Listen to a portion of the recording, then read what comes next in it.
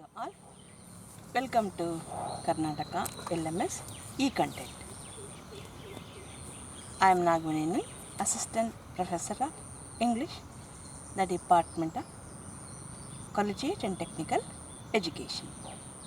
In today's class, I am going to explain chapter 1 and 2 of the book 5 from the novel Return of the Native, written by Thomas Hardy, prescribed by the University of Mysore to the second year BA Optional English, 4th semester CBCS course 2020-21. Book 5. The title of this book is The Discovery. Chapter 1. Wherefore is, I quote and unquote, it is given in quotation only by the novelist himself. Wherefore is light given to him that he is in misery. 1 ಅಂದರೆ ಅವನಿಗೆ ಬೆಳಕು ಎಲ್ಲಿಂದ ಬಂತು? ದುಃಖದಿಂದ ಬೆಳಕು ಬಂತು. ಕೆಸರಿನಲ್ಲಿ ಕಮಲ ಅಂತೀವಲ್ಲ ಹಾಗೆ. One evening, about 3 weeks after the funeral of Mrs. Eobright died on the heath, and her funeral is over. After 3 weeks, one evening, in the moonlight, Estacia comes out of her house and reclines herself a while. She has not come out for 3 weeks, but one evening in the moonlight she come out of the house, and she is leaning over the gate. Humphrey asks her about Clim's condition. Clim is grief-stricken, sorrowful, sad, totally broke down. Humphrey asks him how is Clim's condition. She says that he is better and quite sensible, though still very unwell. Now he is quite better and sensible. ಸ್ವಲ್ಪ ಪರವಾಗಿಲ್ಲ, sensible ಆಗಿದ್ದಾರೆ. And ಆದರೆ ಇನ್ನೂ he is not completely well. He is so unwell. He is very unwell. He says that Johnny should never have told him his mother's dying words. He says Johnny, that boy, should not have told him about the last words of his mother. ತಾಯಿ ಪ್ರಾಣ ಬಿಡುವಾಗ ಹೇಳಿದ್ದಲ್ಲ ಆ ಮಾತುಗಳನ್ನ Johnny ಹೇಳಬಾರ್ದಾಗಿತ್ತು. It is enough to upset any man alive. ಯಾವುದೇ ಗಂಡಸಿಗೆ ತನ್ನ ತಾಯಿ ಸಾಯುವಾಗ ಈ ಥರ ಹೇಳಿದ್ದಂದರೆ ಖಂಡಿತವಾಗ್ಲೂ ಅಪ್ಸೆಟ್ ಆಗ್ತಾನೆ. She makes no reply but returns home and enters Clim's bedroom. She doesn't reply him. She simply goes in and enters into the bedroom of Clim. He has become pale and haggard. ಬಿಳ್ಚ್ಕೊಂಡಿದ್ದಾನೆ, haggard, weak, thin. She tells him about the sight of moon shining beautifully. She tells him to come out and see the moonlight which is shining beautifully. But he says that nothing has meaning to him. ಚಂದನ ಬೆಳಕು ಸುಂದರವಾಗಿದೆ, ಆಚೆ ಬಂದು ನೋಡು ಅಂದರೆ nothing has meaning to me ಅಂತ ಹೇಳ್ತಾನೆ. ನನಗೆ ಯಾವುದ್ರಲ್ಲೂ ಅರ್ಥ ಇಲ್ಲ ಜೀವನದಲ್ಲಿ ಅಂತ. He is the most wretched fellow and he can not help feeling that he did his best to kill her. I am the most wretched fellow. ನಾನು ದೊಡ್ಡ ಪಾಪಿ. And I can not help myself that I killed her, feeling that I killed my mother. ನನ್ನ ತಾಯಿನ ನಾನು ಕೊಂದೆ ಅಂತ ಅನ್ನುವ ಭಾವನೆಯಿಂದ ಆಚೆಗೆ ಬರೋಕ್ಕೆ ನನಗೆ ಆಗ್ತಿಲ್ಲ. It she denies it. ಇಲ್ಲ, ತಪ್ಪು ಅಂತ ನಿರಾಕರಿಸ್ತಾಳೆ. He condemns himself for not visiting his mother before she visited him. ಇಲ್ಲ, I only killed because I would have visited my mother before she visited him. ಅವಳು ನನ್ನ ನೋಡೋಕ್ಕೆ ಬರೋದಕ್ಕಿಂತ ಮುಂಚೆ ನಾನೇ ಹೋಗಬೇಕಾಗಿತ್ತು ಅವಳನ್ನು ನೋಡೋಕ್ಕೆ. It was an error. ನಾನು ಹೋಗಿದ್ರೆ ಪಾಪ ಅವ್ರು ಇಲ್ಲಿ ತನಕ ಯಾಕೆ ಬರ್ತಾಯಿದ್ರು? ಅನ್ ಎರರ್, ತಪ್ಪು ನಾನು ಮಾಡಿರೋದು ಕುಡ್ ನೆವರ್ ಬಿ ರೆಕ್ಟಿಫೈಡ್. ಈ ತಪ್ಪನ್ನು ಯಾವತ್ತೂ ಸರಿಪಡಿಸೋಕ್ಕಾಗಲ್ಲ. ಹಿ ಲಾಂಗ್ಸ್ ಫಾರ್ ಡೆತ್. ಸಾಯಬೇಕು ಅನ್ಕೋತಾನೆ. He bemoans that his mother was always ready to forgive if asked to do so. He bemoans that his mother was always ready to forgive if asked to do so. ಕ್ಷಮಿಸ್ಬಿಡಮ್ಮ ಅಂದರೆ ಕ್ಷಮಿಸ್ಬಿಡ್ತಾ ಇದ್ಲು. ಅಷ್ಟು ದೊಡ್ಡ ಧಾರಾಳವಾದ ಮನಸ್ಸು, ನಾನೇ ಕೇಳಲಿಲ್ಲ. But he seem to her an obstinate child. But ನಾನು never asked forgiveness. I became very obstinate. ತುಂಬ ಹಠಮಾರಿ ಮಗು ಆಗಿಬಿಟ್ಟೆ. And that made her unyielding. ನನ್ನ ಹಠಮಾರಿತನ ಅವಳನ್ನು ಅನ್ಯೀಲ್ಡಿಂಗ್, ಅವಳನ್ನ ಸೋಲ್ದೇರ ಹಾಗೆ ಮಾಡಿಬಿಡ್ತು, ಅವಳನ್ನ ಹಠ ಮಾಡೋ ಹಾಗೆ ಮಾಡಿಬಿಡ್ತು. Yet she was proud and reserved. My mother was not an ordinary woman. She was a woman of pride, proud woman, and very reserved. ಸುಮ್ಮನೆ ಯಾರನ್ನೆಲ್ಲ ಅವ್ರ ಜೊತೆ ಎಲ್ಲ ಸುಮ್ಮನೆ ಏನೇನೆಲ್ಲ ಬೈಕ್ ಬಂದಿದ್ದೆಲ್ಲ ಮಾತಾಡಲ್ಲ. ಏನು ಮಾತಾಡಬೇಕು ಅದನ್ನೇ ಯೋಚನೆ ಮಾಡಿ ಮಾತಾಡ್ತಾಳೆ. Very reserved, proud. She was waiting for him, and when he set out, it was too late. She was waiting for him. ಅವ್ನು ಬಂದೇ ಬರ್ತಾನೆ ಕಾಯ್ತಾ ಇದ್ಲು. But when he set out, it was too late. ನಾನು ಅವಳು ನೋಡೋಕೆ ಹೊರಟಾಗ ತುಂಬ ತಡ ಆಗಿತ್ತು. Eustacia is in a terrible plight. ಕ್ಲಿಮ್ದು ಕತೆ ಈ ಥರ ಆದರೆ, Eustacia is also suffering inward.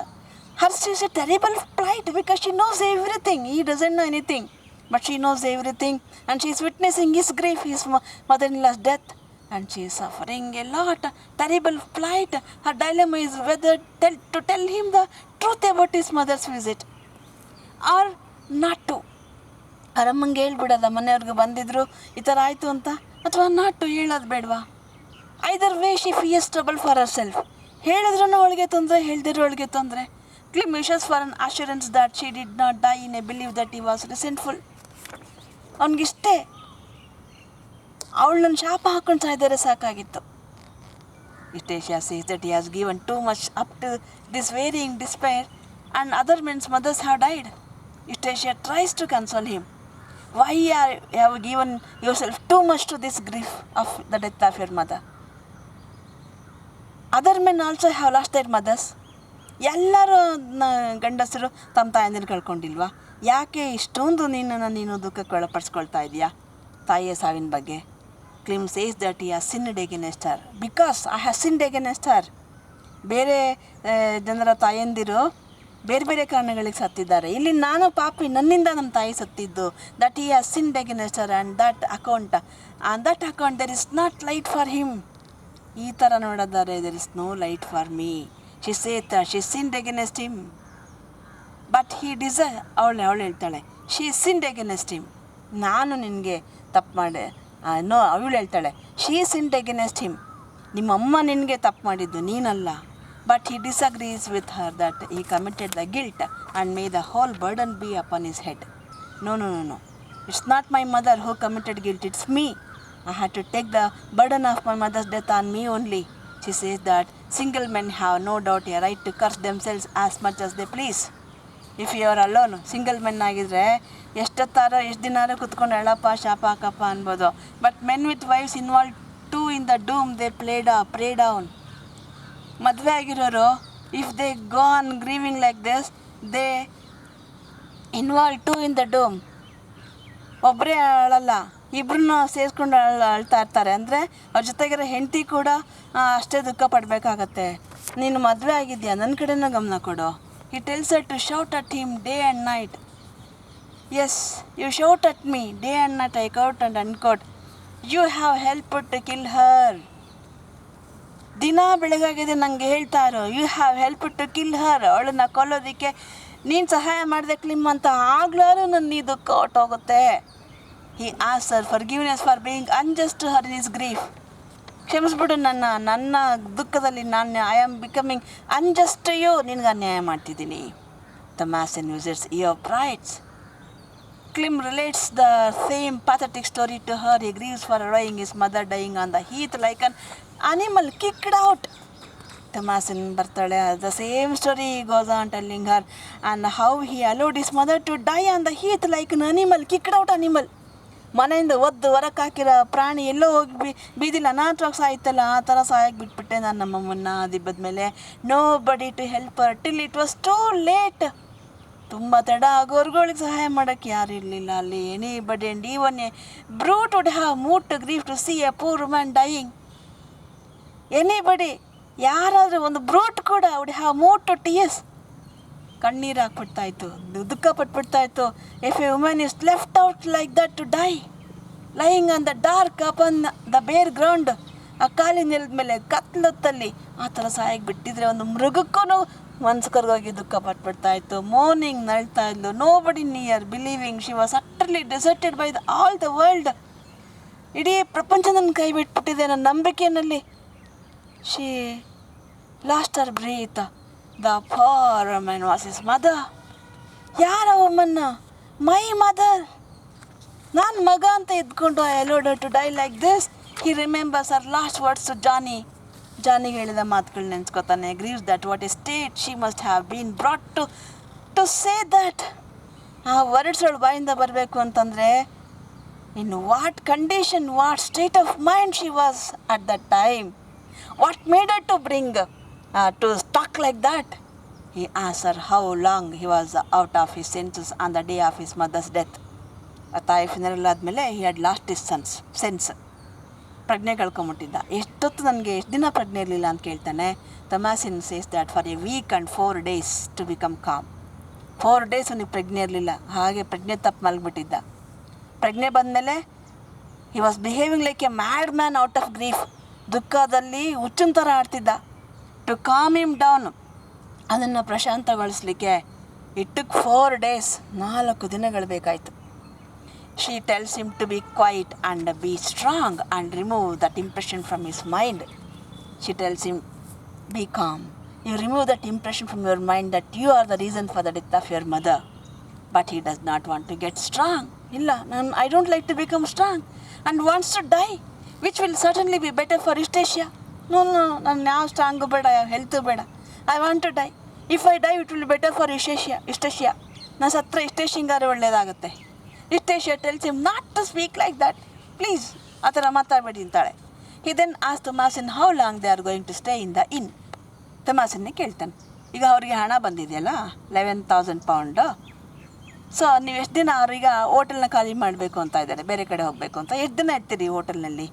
ತಮಾಸಿನ್ informs him and Eustacia that in another month or 2, 1-2 ತಿಂಗಳಲ್ಲಿ, after her illness is hopefully over. ಅವಳಿಗೆ ಸ್ವಲ್ಪ ಹುಷಾರಿಲ್ಲ ಅಂದರೆ ಶಿ ಈಸ್ ಪ್ರೆಗ್ನೆಂಟ್. ಅವಳ ಇಲ್ನೆಸ್ ಕಂಪ್ಲೀಟ್ ಆದಮೇಲೆ they will change the place. They will leave their present humble dwelling. He tells her that she can get over her illness but no consolation will come to him. Yes, ನಿನ್ನ illness ಬೇಕಾದ್ರೆ ವಾಸಿ ಆಗುತ್ತೆ, but no consolation will come to me. ನನ್ನ ಪಾಲಿಗೆ ಆ ಸಮಾಧಾನ ಅನ್ನೋದಿಲ್ಲ. Eustacia tells him not to talk more on that. Eustacia tells him also and Thomasin also not to talk more on the same topic. Thomasin tells him not to consider one-sided way of looking at the matter. ಯಾವಾಗಲೂ ಅಷ್ಟೇ, ಒಂದು ವಿಷಯದಲ್ಲಿ one-sided way of looking at the matter ಅದನ್ನು ಮಾಡಬೇಡ, ಒಂದು ಕಡೆಯಿಂದ ನೋಡಬೇಡ ನೀನು.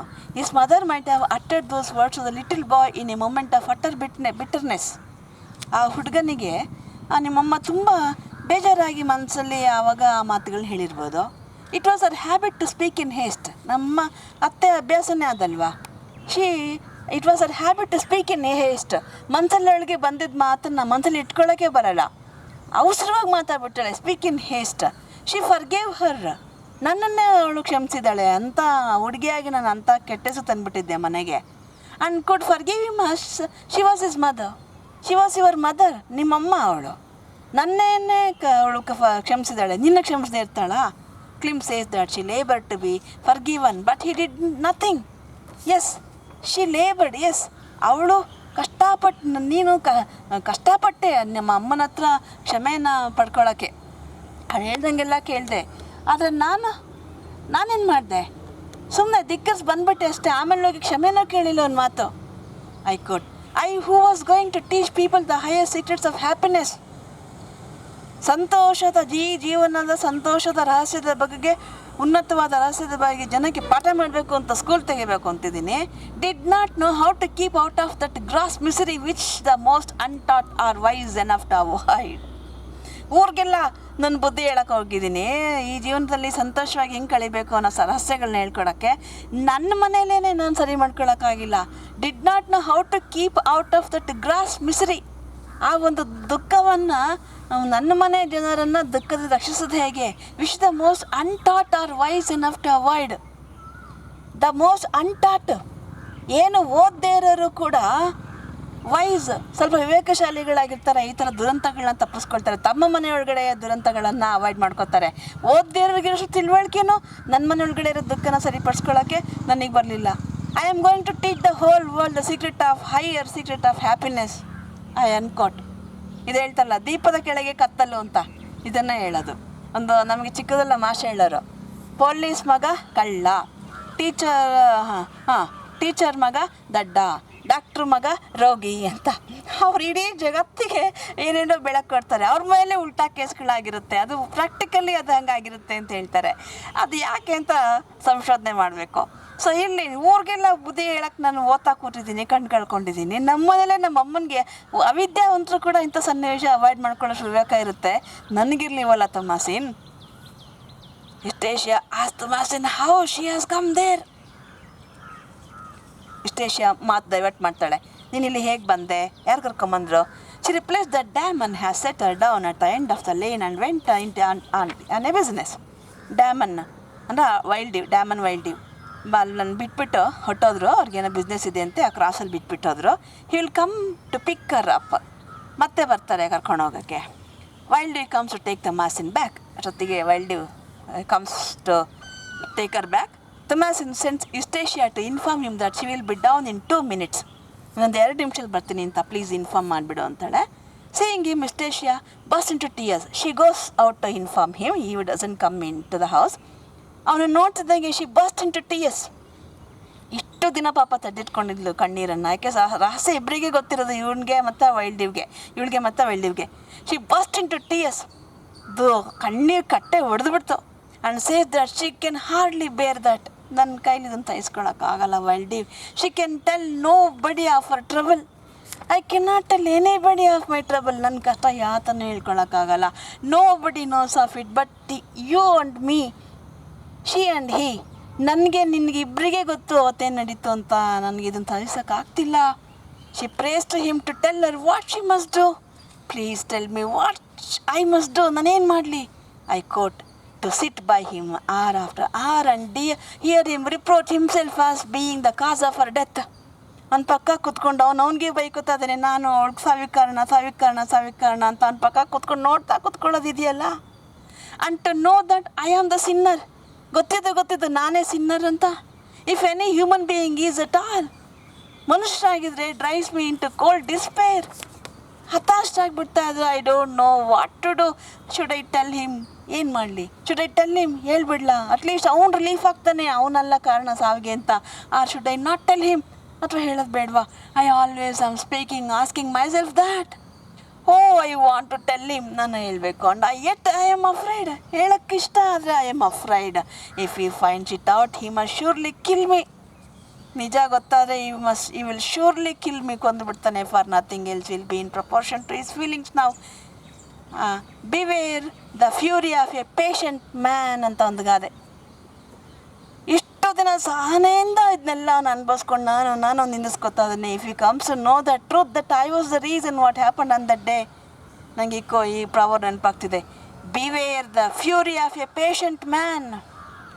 ತಾಳ್ಮೆಯಿಂದ ಇರುವವರ ಕೋಪದ ಬಗೆಗೆ ಎಚ್ಚರಿಕೆ ಇರಲಿ. ಅವರು ಒಂದು ಸಾರಿ ತಾಳ್ಮೆ ಕೆಟ್ಟು ನಿಂತುಬಿಟ್ರು ಅಂದರೆ ವಿನಾಶ ಕಾರಣ ಆಗಿಬಿಡುತ್ತೆ ಅಂತ ಅದರ ಅರ್ಥ. ಸೊ ನನಗೆ ಆ ಹೇಳಿಕೆ ಆ ಪ್ರವರ್ ಜ್ಞಾಪಕ ಬರ್ತಿದೆ. ಅಂದರೆ ತಾಳ್ಮೆ ಅಂದರೆ ಗಾಂಧೀಜಿಯವರು ಸಹಿಸ್ಕೊಳ್ಳಿ, ತಾಳ್ಮೆ ಇರಲಿ ಅಂತ ಹೇಳ್ತಾ ಇದ್ರು. ಶಾಂತಿ ನಾನ್ ವೈಲೆನ್ಸ್. ಶಾಂತಿ ಅಂತಂದರೆ ತಮ್ಮಂತ ನಾಶ ಮಾಡ್ಕೊಳ್ಳೋಷ್ಟು ಸಹನೆ, ತಾಳ್ಮೆಯಿಂದ ಶಾಂತಿಯಿಂದ ಇರಿ ಅಂತ ಅಲ್ಲ. ನಮ್ಮ ಅಸಹನೆ ಅಶಾಂತಿಯ ಸ್ವಭಾವದಿಂದ ಬೇರೆಯವರಿಗೆ ತೊಂದರೆ ಆಗಬಾರ್ದು ಅಂತ ಸಹಿಸ್ಕೊಳ್ಳಿ ಅಂತ. ಹಂಗಂತ ನಮ್ಮನ್ನು ನಾವು ನಾಶ ಮಾಡ್ಕೊಳ್ಳೋ ಮಟ್ಟಕ್ಕೆ ಅಂತ ಅಲ್ಲ ಅದರರ್ಥ. ಸೊ ಸಹನೆ ಅನ್ನೋದು ಅಥವಾ ಶಾಂತಿ ಅನ್ನೋದು, ತಾಳ್ಮೆ ಅನ್ನೋದು ದೌರ್ಬಲ್ಯ ಅಲ್ಲ, ಅದು ಒಂದು ಕ್ವಾಲಿಟಿ ಅದು. ಸೊ ಇಲ್ಲಿ ಅವಳು ಹೇಳ್ತಾಳೆ, beware the fury of a patient man. ತಾಳ್ಮೆಯಿಂದ ಇರೋರ ಕೋಪದ ಬಗೆಗೆ ಎಚ್ಚರಿಕೆ ಇರಲಿ ಅಂತ ಒಂದು ಗಾದೆ ಇದೆ. Sounds day by day in my ears as I watch him. ಅವನ್ನ ಗಮನಿಸ್ತಾ ಇದ್ದರೆ ನನಗೆ that flower sounds in my ear. Wildeve advises her to wait till Clym gets better. ಕ್ಲಿಮ್ಗೆ ಸ್ವಲ್ಪ ಒಳ್ಳೆ ಆರೋಗ್ಯ ಬರೋವರಿಗೆ ಸ್ವಲ್ಪ ಇರೋ. And then she must tell only part. ಆಮೇಲೆ only one part of the story ಹೇಳು. ಏನಂತ? She should conceal that he was in the house at the time. ಮನೆಯೊಳಗಡೆ ನಾನಿದ್ದೆ ಅಂತ ಹೇಳಬೇಡ. ತೊಮಾಸಿನ್ ಅಪಿಯರ್ಸ್ ಆ್ಯಂಡ್ ಶಿ ರಿಟರ್ನ್ಸ್. ಯಾಕೆ ಅದು ಇವನ ಮೇಲೆ ತುಂಬ ಕೆಟ್ಟ ಪರಿಣಾಮ ಬೀರುತ್ತೆ. ವೈಲ್ಡಿ ಮೇಲೆಲ್ಲ, ಕ್ಲಿಮ್ ಮೇಲೆ ಮತ್ತು ಅವಳ ಮೇಲೆ. ಅಮ್ಮ ಬಂದಿದ್ರು ಹೆದರ್ಕೊಂಡು ಅದು ತೆಗ್ದಿಲ್ಲ ಅಂತಂದ್ರೆ ಆಯ್ತು ಅಷ್ಟೇನೆ. As the horse turns to go off he lifts his eyes to the bedroom. ಹೋಗ್ತಾ ಆ ಬೆಡ್ರೂಮ್ ಕಡೆಗೆ ನೋಡ್ತಾನೆ, ವಿಂಡೋ ಕಡೆ. ಅಲ್ಲಿ pale tragic face watching him driving away. It is none other than Anastasia. Chapter 2.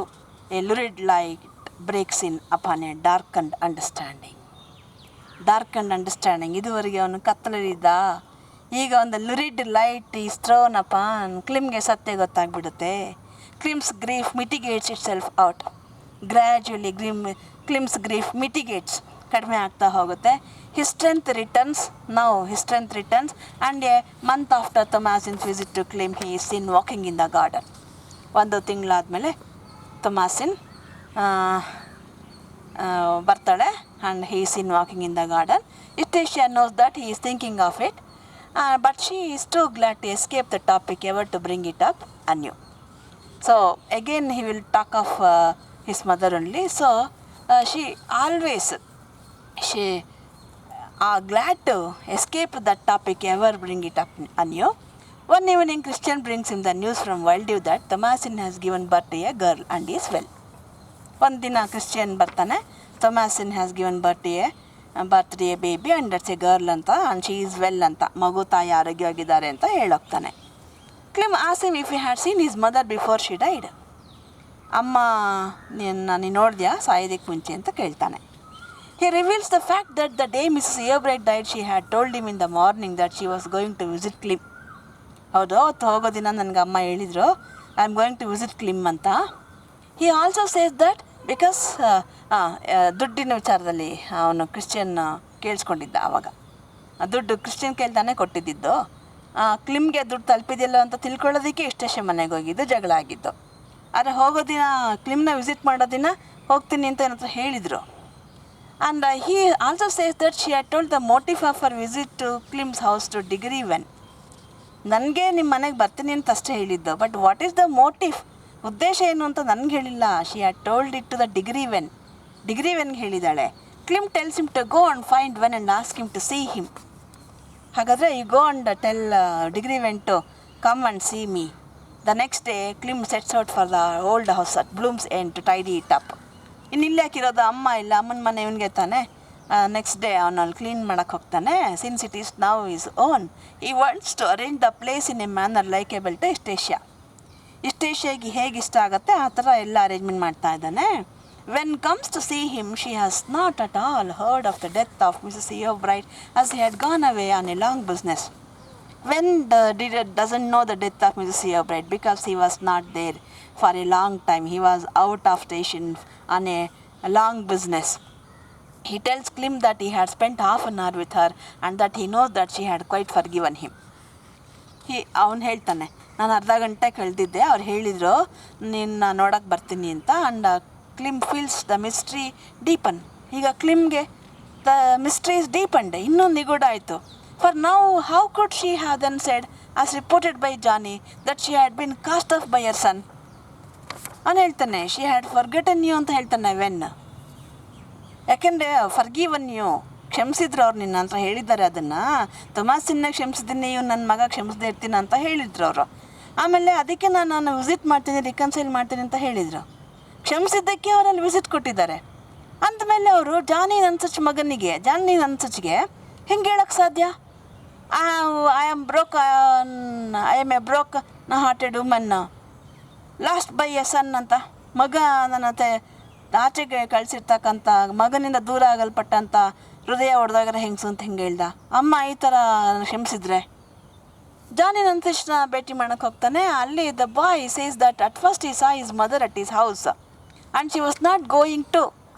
ಜಾನಿ ಹೇಳ್ತಾನೆ she did not die on the way his home while going.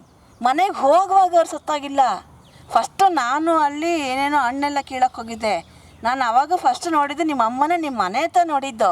She was there at your house but coming from his house, not while going she died but coming from house from ಆಲ್ಡವರ್ತ್.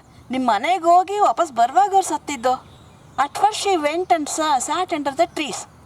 ಮೊದಲು she went for some time she sat under the tree at the devil's bellows and looked at a man who came and went into his house. Devils ಬೆಲ್ಲೋಸ್ ಹತ್ರ ಮರದ ಹತ್ರ ಕೂತ್ಕೊಂಡ್ರು.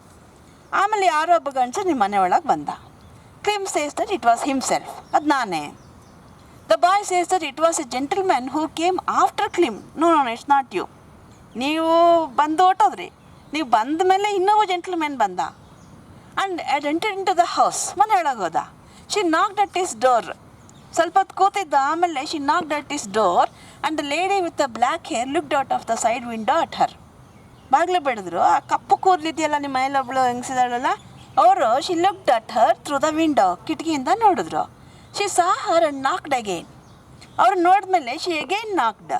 When nobody came, she took up the ಫರ್ಜೂಕ್ and looked at it.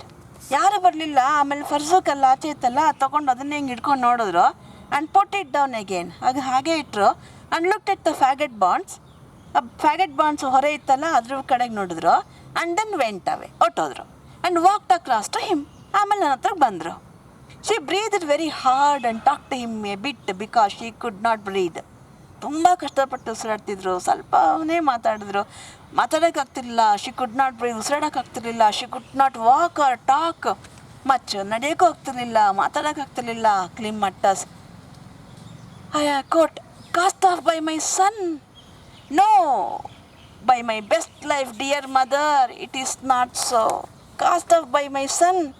No, ಅಮ್ಮ, ನನ್ನ ಜೀವನದಲ್ಲಿ ಯಾವತ್ತೂ ನಿನ್ನನ್ನು ನಾನು ಆ ಥರ ಮಾಡ್ತಿರ್ಲಿಲ್ಲ. But by your sons may all murderous get the torment they deserve. I unquote. ನಾನಲ್ಲಮ್ಮ, ಬಟ್ ಬೈ ಯುವರ್ ಸನ್ಸ್, ನಿನ್ನ ಮಗನ ಆಲ ಮರ್ಡರಸ್, ಎಲ್ಲ ಕೊಲೆಗಡಿಕೆಯರು ಈ ಥರದವರು ಗೆಟ್ ಟಾರ್ಮೆಂಟ್ ಡಿಸರ್ವ್, ಅವರಿಗೆ ತಕ್ಕನಾದಂಥ ಶಿಕ್ಷೆ ಸಿಗಲಿ, ಹಿಂಸೆ ಆಗಲಿ ಅಂತ ಅವರಿಗೆ. I ಅನ್ಕೋಟ್. He leaves the cottage and walked towards home. There is only the heath before him now, not Eastasia. ಇದುವರೆಗೆ ಆ ಹೀತ್ ಮೇಲೆ ನಡೆದಾಡುವಾಗೆಲ್ಲ Eastasia used to be in his mind. He used to fill the whole heart, mind, body, everything with Eastasia. Now there is no Eastasia, only the hill, only the heath is filled, the entire heart of Klim. I think you have understood this, the explanation of these two chapters. Here we have known the grief of Klim right after the marriage, and Eastasia's plight also, and also the revelation of the truth to Klim, what had happened on that day. If you have any question or doubt, post it in the comment box. Take care. Bye.